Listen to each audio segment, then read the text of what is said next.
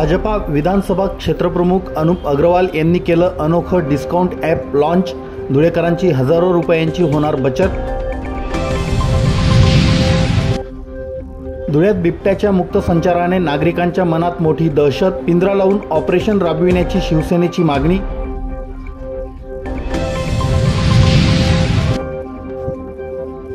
चितोड नाका ते सुरत बायपास पर्यंतच्या रस्ता कामाचा आमदार फारुख शाह यांच्या हस्ते झाला शुभारंभ।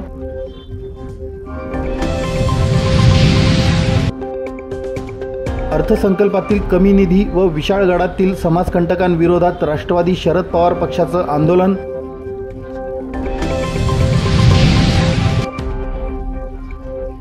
शेतकरी विरोधी सरकारचा काँग्रेसकडून तीव्र निषेध। जिल्हाधिकारी कार्यालयासमोर केली निदर्शने।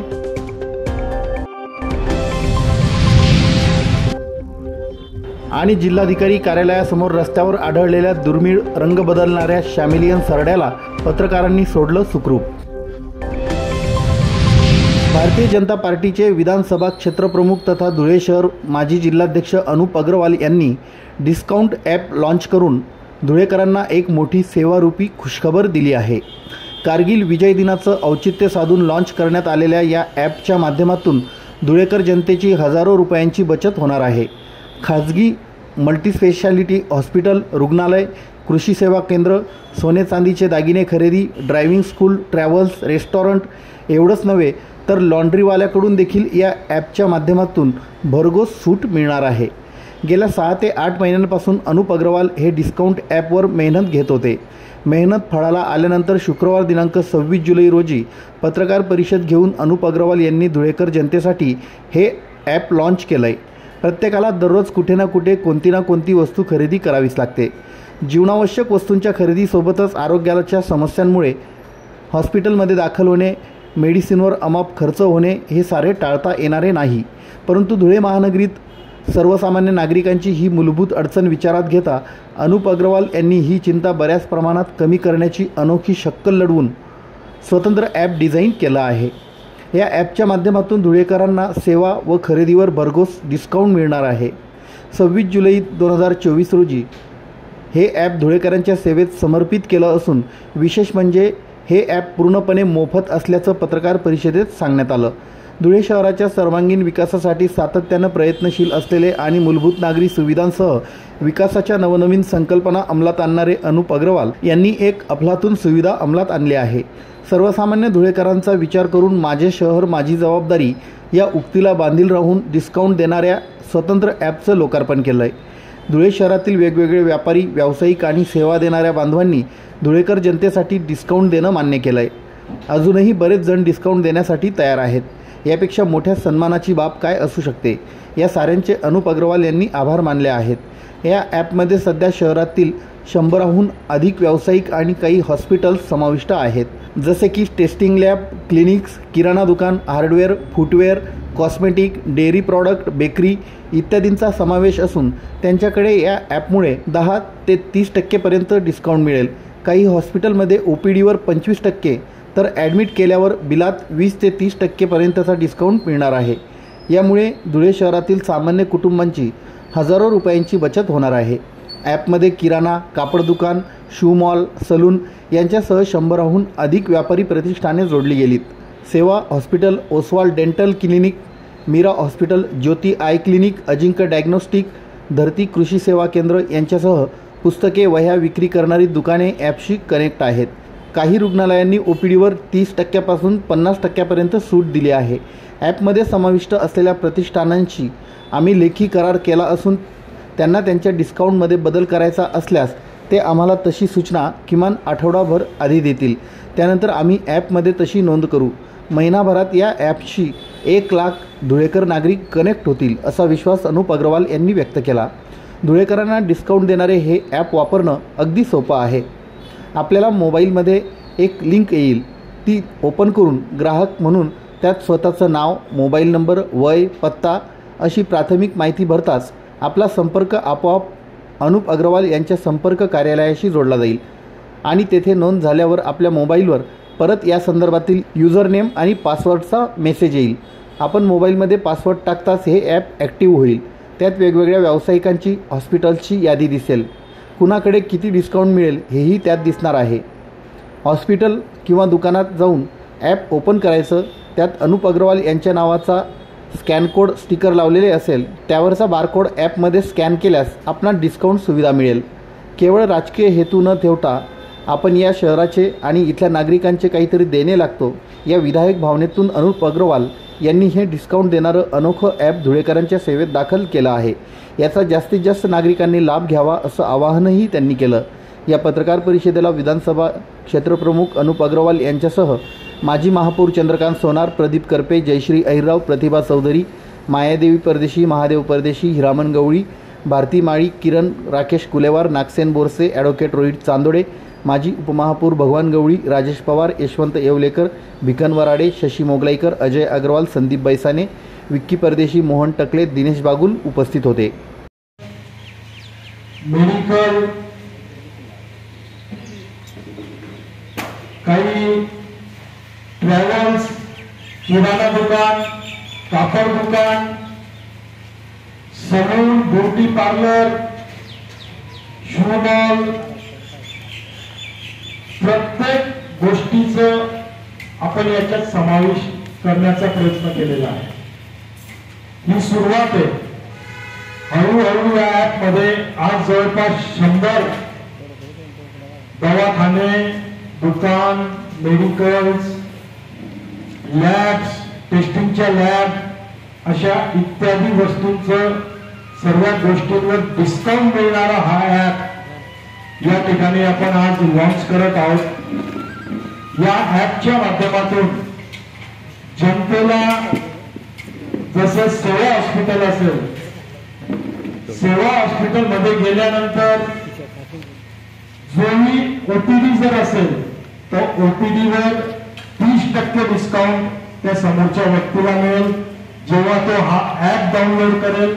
आणि ऍप डाउनलोड केल्यानंतर त्या ठिकाणी लावलेल्या एका स्टिकरला जेव्हा तो स्कॅन करेल तेव्हा त्याच्या डोळ्यातनं ओपीडीच्या फीवर 30% त्याला डिस्काउंट मिळेल. आणि सेवा हॉस्पिटलमध्ये आयपीडी मध्ये जर तो माणूस ऍडमिट असला, आयपीडी म्हणजे ऍडमिट माणूस, जर तो ऍडमिट असला त्याच्या बिलावर त्याला 20% डिस्काउंट मिळेल. जर एखाद्याचं 50% जर बिल झालं असेल 50,000 रुपये तर 20% प्रमाणे त्याला 10,000 रुपयाचं त्या ठिकाणी डिस्काउंट मिळणार आहे. म्हणजे त्याला 40,000 रुपये बिल द्यायचं.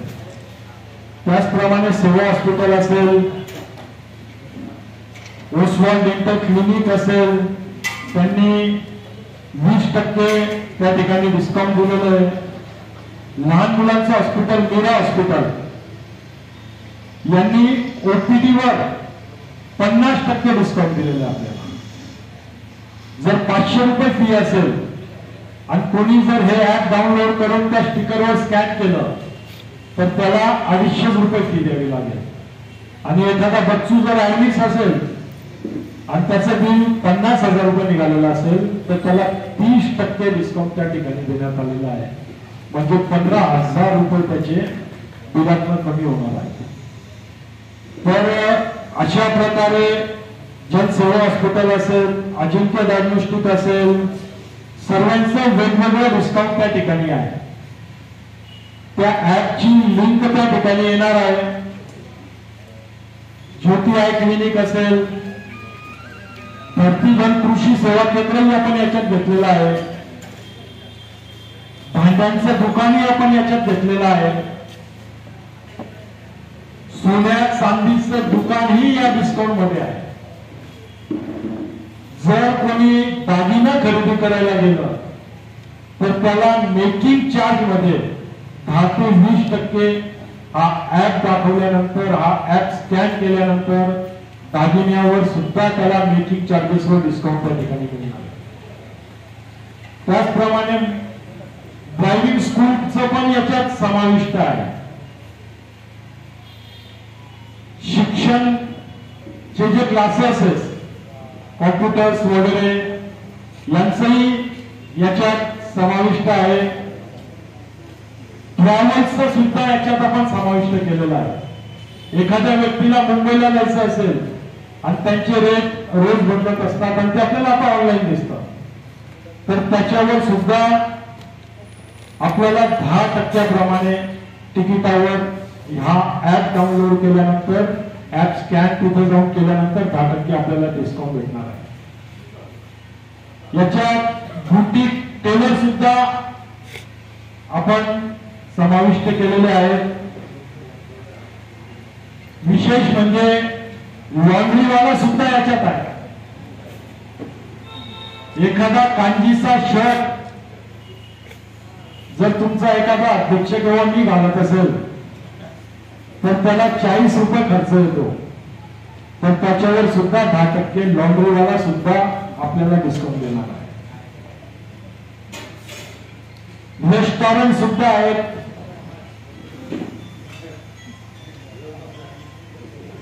फूडवरही डिस्काउंट आहे।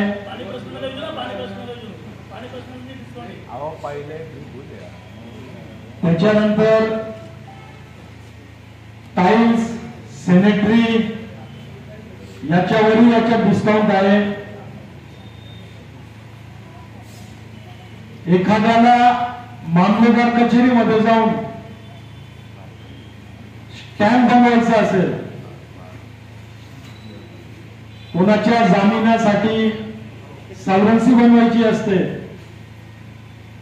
किंवा स्टॅम्प खरेदी करून त्याच्यावर सुद्धा 15% डिस्काउंट आपण त्या ठिकाणी त्या समोरच्या व्यक्तीने आपल्याला दिलेला आहे।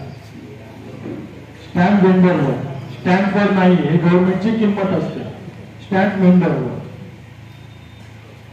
आर्टिफिशियल ज्वेलरीज असेल त्याच्यावरही या ठिकाणी डिस्काउंट आहे। मी महाराष्ट्र न्यूज चॅनलच्या बातमीपत्रास लाईक, शेअर, सबस्क्राईब करा। सोबतच बेल आयकॉन प्रेस करायला विसरू नका। पाहत राहा मी महाराष्ट्र चॅनल। नकाने तलाव परिसरात गेल्या काही दिवसांपासून बिबट्याचा मुक्तपणे संचार सुरू आहे। बिबट्याची दहशत परिसरात निर्माण झाली आहे। 3 वेळा या बिबट्याचं दर्शन झालंय। ज्या भागात बिबट्याचा संचार सुरू आहे तेथून जवळच रहिवाशी वसाहती, एक शाळा आणि वृद्धाश्रम आहे। बिबट्याच्या मुक्त संचारामुळे रात्रीच काय दिवसा देखील घराबाहेर पडण्याचं धाडस परिसरातील रहिवाशांना होत नाही। पिंजरा लावून बिबट्याला जेरबंद करावं, अन्यथा शिवसेना स्टाईलने आंदोलन छेडण्यात येईल असा इशारा उपवन संरक्षकांना निवेदनाद्वारे देण्यात आला आहे। निवेदन देतेवेळी महानगर प्रमुख संजय वाल्ले, अनिल जगताप, वंदना सातपुते, मनोज सोनवणे, मनीषा पाटील, तेजस्विनी गोसावी, रुपाली नांदोडे, संध्या नांदोडे, विजय झोटे, बबलू श्रीखंडे, सचिन काळे, सागर मस्के, दादाजी महाले, किरण पवार, विशाल सोनवणे, आबा सैंदाने, योगेश गवळी, दीपक बडगुजर, हाजी आसिम कुरेशी, असलम खाटिक, गणेश चौधरी, बबलू शेख, पवन शिंदे, मनोज घोडके आदी उपस्थित होते। धुळे शहरातील महिंदळे शिवारातील साक्री रोड परिसरातील कांती केबल्स व कल्पेश फॅक्टरी आहे। या ठिकाणी 22 जुलैला सोमवारी सकाळी बापू कुवर या सुरक्षा रक्षकास झुडपातून बिबट्या दिसून आला। त्याने बिबट्याचे फोटो देखील काढले, वनविभागाला कळविले। वनविभागाचं पथक घटनास्थळी आलं, शोध घेतला, परंतु बिबट्या हाती लागला नाही। त्यामुळे शोध मोहीम थांबविण्यात आली। परंतु तिसऱ्याच दिवशी महिंदळे शिवारापासून जवळच असलेल्या नकाने तलाव परिसरात पुन्हा बिबट्याचं दर्शन झालं। नकाने तलाव परिसरात प्रियदर्शिनी जिमखान्यामागे नोकरी करणाऱ्या राकेश भोसले व त्यांच्या 3 मित्रांच्या कारसमोर हा बिबट्या आला। त्यांनी देखील या बिबट्याचा व्हिडिओ काढून वनविभागाला कळविलं। पथक नेहमीप्रमाणे उशिराच आलं। दुसऱ्या दिवशी शोध मोहीम राबविण्यात आली, पण काही उपयोग झाला नाही। त्याच्या दुसऱ्या दिवशी पुन्हा राकेश भोसले या युवकाला बिबट्याचं दर्शन झालं। वनविभागाला कळविल्यानंतर CCTV कॅमेरे बसविण्यात आले। ही तात्पुरती कारवाई झाली, पण वनविभागामार्फत ठोस अशी कारवाई का करण्यात येत नाही अशी विचारणा शिवसेनेनं दिलेल्या निवेदनातून करण्यात आली आहे। गेल्या सोमवारपासून साक्री रोड महिंदळे या ठिकाणी एका बंद पडलेल्या पाईप फॅक्टरीमध्ये त्या परिसरामध्ये बिबट्याचं दर्शन त्या ठिकाणी कुवर नामक वॉचमनला त्या ठिकाणी झालं। त्या वॉचमनने फोटो काढून वन विभागाच्या अधिकाऱ्यांना त्या ठिकाणी फोटो पाठवले आणि त्या परिसरामध्ये दहशतीचं वातावरण तयार झालं। 2 दिवस वन विभागाच्या वतीने थातूरमातूर कारवाई करून त्या ठिकाणी 2 दिवसानंतर शोध मोहीम ही बंद केली। वन विभागाच्या ह्या थातूरमातूर कारवाईमुळे तो जो बिबट्या आहे तो बिबट्या बाजूला नकाने तलाव परिसरामध्ये जो जिमखाना आहे, SRPची वसाहत आहे, त्या ठिकाणी मतिमंद हायस्कूल आहे आणि त्या बालाजीनगरच्या वसाहतीच्या बाजूला त्या ठिकाणी गेल्या 3 दिवसापासून हा बिबट्या नागरिकांना त्या ठिकाणी दर्शन देत आहे। परवा एका राकेश भोसले ह्या त्या प्रियदर्शनी जिमखान्याचा जो त्या ठिकाणचा नौकरदार शिपाई आहे त्याला त्याच्या गाडीमध्ये त्यांनी व्हिडिओ केला, तो वन विभागाला पाठवला. तरीही वन विभागाने दुसऱ्या दिवशी 11-12 वाजेला येऊन त्या ठिकाणी कारवाई केली, म्हणजे पाहणी केली. हा दुर्लक्षपणा. दुसऱ्या दिवशी परत म्हणजे काल रात्री 2:30 वाजेला एक आमचा मिरचंदानी म्हणून आहे, त्याला देखील 2:30 वाजता त्या ठिकाणी बिबट्याचं दर्शन झालं. जर पहिल्या दिवशी त्या ठिकाणी बिबट्या दिसला होता तर वन विभागाने त्या ठिकाणी पिंजरा लावणं अत्यंत गरजेचं होतं. आजूबाजूला नागरिकांची वसाहत आहे, रोज बिबट्या त्या ठिकाणी नागरिकांना दिसतोय आणि या ठिकाणी वन संरक्षक आहे, हे परवानगी घ्यावी लागेल, हे करावी लागेल. तोपर्यंत आजपर्यंत भगवंताच्या आशीर्वादाने आजपर्यंत दुर्दैवी घटना त्या बिबट्याकडून झाली नाही. हे तुमचं आमचं भाग्य समजा. जर आतापर्यंत जर बिबट्याकडून कोणाला हल्ला झाला तर याची सर्वस्वी जबाबदारी ही वन विभागाची असेल, तिथल्या कर्मचाऱ्यांची असेल, तिथल्या अधिकाऱ्यांची असेल. आम्ही या ठिकाणी शिवसेनेच्या वतीने त्यांना इशारा दिला आहे की तात्काळ आजच्या आज त्या ठिकाणी पिंजरा लावा, काय त्या उपाययोजना करा, तो परिसर ताब्यात घ्या आणि त्या बिबट्या त्या ठिकाणी जेरबंद केला. जर आज उद्यामध्ये यांनी कठोर कारवाई त्या परिसरामध्ये केली नाही तर संपूर्ण शिवसैनिक या अधिकाऱ्यांच्या कॅबिनमध्ये यांना स्वस्त बसू देणार. या ठिकाणी शिवसेनेच्या वतीने आम्ही इशारा देण्यात आले. मी महाराष्ट्र न्यूज चॅनलच्या बातमीपत्रास लाईक, शेअर, सबस्क्राईब करा. सोबतच बेल आयकॉन प्रेस करायला विसरू नका. पाहत राहा मी महाराष्ट्र चॅनल. धुळे शहरात प्रवेश करणाऱ्या चारही बाजूंना रस्त्यांची विकास कामे केली. विकास कामांच्या माध्यमातून शहराचा चेहरामोहरा बदलवला गेला. एकच ध्यास शहराचा विकास हे माझं ब्रीदवाक्य असल्याचं आमदार फारुख शाह यांनी म्हटलं आहे. धुळे शहरातील चितोड नाका ते सुरत बायपासपर्यंत रस्ता रुंदीकरणासह सुधारणा करण्याच्या कामाचा शुभारंभ शुक्रवार दिनांक 26 जुलै रोजी आमदार फारुख शाह यांच्या हस्ते करण्यात आला. 88 लाख रुपये खर्च करून हे काम होत आहे. चितोड नाका ते सुरत बायपासपर्यंतच्या मार्गावर अनेक वसाहती आहेत. रस्त्यांची अवस्था बिकट झाल्यानं रहिवाशांनी आमदार फारुख शाह यांच्याकडे रस्ते कामाची मागणी केली होती. हा रस्ता चितोड व रावेर गावाला तसेच सुरत नागपूर राष्ट्रीय महामार्गाला जोडणारा असून वर्दळीचा आहे.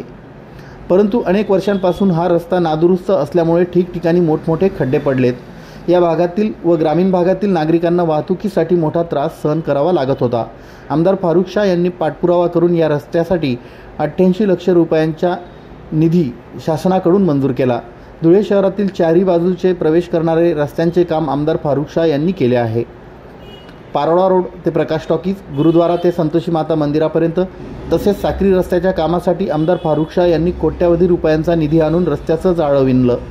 रस्ते कामाच्या शुभारंभ प्रसंगी आमदार फारुख शाह यांच्यासोबत धुळे जिल्हा मराठी पत्रकार संघाचे अध्यक्ष तथा सांज दैनिक खानदेश मैदानचे संपादक मनोज गर्दे, पत्रकार संघाचे उपाध्यक्ष व दैनिक श्रमराज्याचे संपादक अतुल पाटील, पत्रकार संघाचे माजी अध्यक्ष तथा दैनिक आपलं नवराज्याचे संपादक सुनील पाटील, डॉक्टर दीपश्री नाईक, अनिश शाह, प्यारेलाल पिंजारी, राज चव्हाण, माजी नगरसेवक दादा खताळ, अनिल बगदे, उमेश बाबर, गणेश सुपनर, प्रवीण खताळ, मिलिंद टेंभेकर, दिनेश गायकवाड, डॉक्टर बापूराव पवार, डॉक्टर शराफत अली, राजू पिंजारी, गंभीर मोरे, बिपिन अमृतकर, भिका भोकरे, राजाराम वारुळे, मधुकर सूर्यवंशी, जगन्नाथ ब्राह्मणे, रवींद्र अहिरे, जितू पवार, पवन अहिरे, कृष्णा अहिरे, दत्तू शिंपी, राकेश सूर्यवंशी, राजेश शिरसाट, इक्बाल शाह, निसार शाह, आसिफ शाह, पोपट शाह, आनंद सैंदाने, सऊद आलम, ज्ञानेश्वर पवार, सरदार सऊद, हरून खाटीक, रियाज शाह, समीर शाह, माजिद पठाण आदी उपस्थित होते. चितोड नाकापासून ते सुरत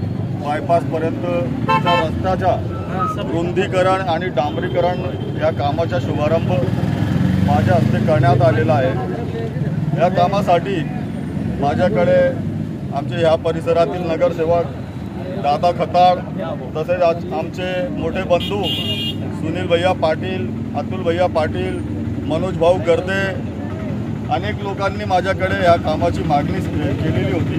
त्यासाठी मी अर्थसंकल्पीय बजेटमध्ये 80 लाख रुपयाची तरतूद केलेली होती आणि आज त्याच कामाचा शुभारंभ माझ्या हस्ते करण्यात आलेला आहे.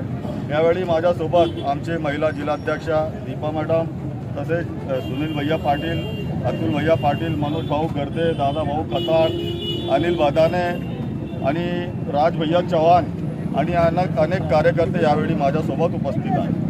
साहेब, आपण शहरामध्ये विविध विकास कामाचा धडाका सुरू केलेला आहे, पण काही वर्षांपूर्वी आपण बेरोजगारांना रोजगार करून देण्यासंदर्भात MIDCचा प्रोजेक्ट देखील हातात घेतलेला आहे. तो प्रोजेक्ट कुठपर्यंत आला आहे? कारण 3 महिन्यावर आता MIDCचे 3 मोठे प्रश्न होते आणि त्यासाठी आमचे जे उद्योजक बांधव आहे ते 12 वर्षापासून ते प्रयत्नशील होते, परंतु त्यांना काही पुढची प्रोसेस होत नव्हती.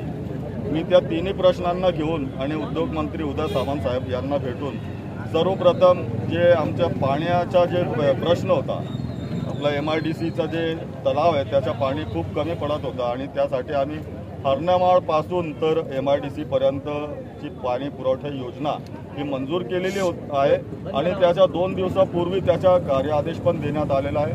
लवकरात लवकर त्याचं काम सुरू होईल.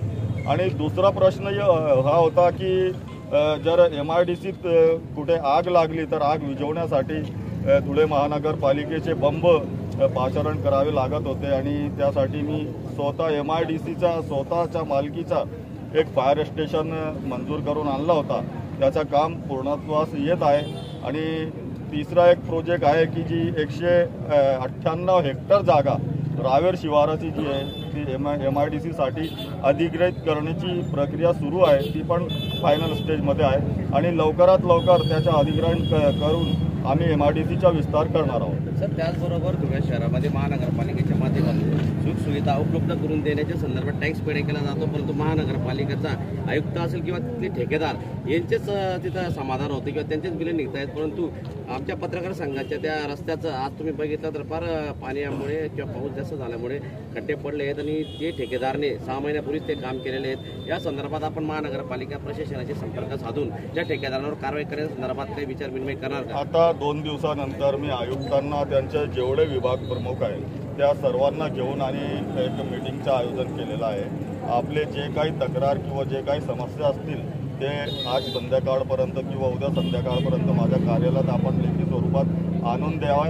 मी ते पूर्ण सोडवण्याचा पूर्ण प्रयत्न करेन. मी महाराष्ट्र न्यूज चॅनलच्या बातमीपत्रास लाईक, शेअर, सबस्क्राईब करा. सोबतच बेल आयकॉन प्रेस करायला विसरू नका. पाहत राहा मी महाराष्ट्र चॅनल. केंद्र सरकारच्या अर्थसंकल्पामध्ये कमी निधी देऊन महाराष्ट्राचा अपमान केला तथा विशाळगडावरील समाजकंटकांनी केलेल्या नासधुसी विरोधात राष्ट्रवादी काँग्रेस शरद पवार पक्षाने शुक्रवार दिनांक 26 जुलै रोजी शहर जिल्हाध्यक्ष रणजितराजे भोसले यांच्या नेतृत्वाखाली आंदोलन करून निषेध व्यक्त केला. तसेच निवासी उपजिल्हाधिकारी यांना निवेदन देण्यात आलं. केंद्रीय अर्थमंत्र्यांनी भारत सरकारचा अर्थसंकल्प सादर केला. या अर्थसंकल्पामध्ये अतिशय कमी प्रमाणाचा निधी महाराष्ट्र राज्याला देण्यात आला आहे. महाराष्ट्र राज्याचा अपमान करण्यात आला आहे. ज्या राज्यांमध्ये भाजपाचे व मित्रपक्षाचे सरकार आहे त्या ठिकाणी भरघोस निधी देण्यात आला. बिहार, आंध्र प्रदेश या राज्यांना मोठ्या प्रमाणात निधी देण्यात आला. उलट महाराष्ट्राला कमी निधी मंजूर करण्यात आला आहे. महाराष्ट्राच्या जनतेनं लोकसभेमध्ये भाजपाला पराभूत केलं. याचा राग येऊन भाजपाच्या केंद्रीय नेतृत्वाने महाराष्ट्राचा बदला घेण्याचं काम केलं आहे. उलट महाराष्ट्र राज्य सर्वात जास्त कर, टॅक्सेस भारत सरकारला देत असतं. या निमित्ताने राष्ट्रवादी काँग्रेस पक्षाचे पदाधिकारी, कार्यकर्ते यांनी केंद्र सरकारचा निषेध केला आहे. तसेच मागील आठवड्यामध्ये कोल्हापूर जिल्ह्यातील विशाळगड या किल्ल्यावर काही समाजकंटकांनी मोठ्या प्रमाणावर एका धर्माच्या लोकांना लक्ष्य करून तोडफोड केली, घरांची नासधूस केली, तसेच घरातून वस्तू पळवून नेण्याचा प्रयत्न केला. यामुळे महाराष्ट्रातील वातावरण दूषित होत आहे. काही समाजकंटक जाती धर्मात विष पेरण्याचं काम करीत आहेत. तरी विशाळगडावरील ज्या समाजकंटकांनी द्वेषपूर्ण वातावरण तयार करून लूटमार केली अशांना त्वरित अटक करून त्यांच्यावर कारवाई करण्यात यावी अशी राष्ट्रवादी काँग्रेस शरद पवार पक्षाची मागणी आहे. यावेळी कार्यकर्त्यांनी भाजप सरकारचा घोषणा देऊन निषेध व्यक्त केला.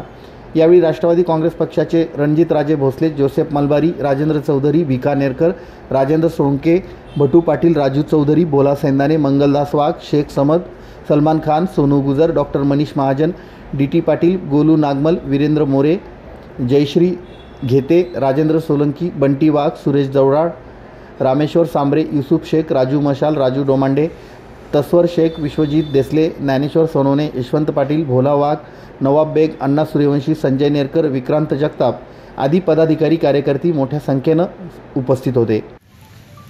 आज धुळे शहर राष्ट्रवादी काँग्रेस पार्टी शरदचंद्रजी पवार पक्षाच्या वतीने जिल्हाधिकाऱ्यांना निवेदन देण्यात आलेलं आहे. या ठिकाणी आमचे 2 विषय होते की केंद्रीय मंत्रालयाने या ठिकाणी नवीन वर्षाचा अर्थसंकल्प मांडला.